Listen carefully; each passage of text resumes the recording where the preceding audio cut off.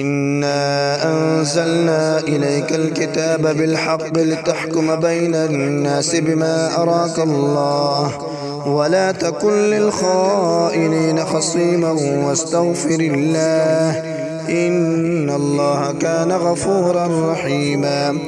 ولا تجادل عن الذين يختانون أنفسهم إن الله لا يحب من كان خوانا أثيما. يستخفون من الناس ولا يستخفون من الله وهو معهم إذ يبيتون ما لا يرضى من القول وكان الله بما يعملون محيطا. ها أنتم هؤلاء جادلتم عنهم في الحياة الدنيا فمن يجادل الله عنهم يوم القيامة أم من يكون عليهم وكيلا. ومن يعمل سوءا أو يظلم نفسه ثم يستغفر الله يجد الله غفورا رحيما.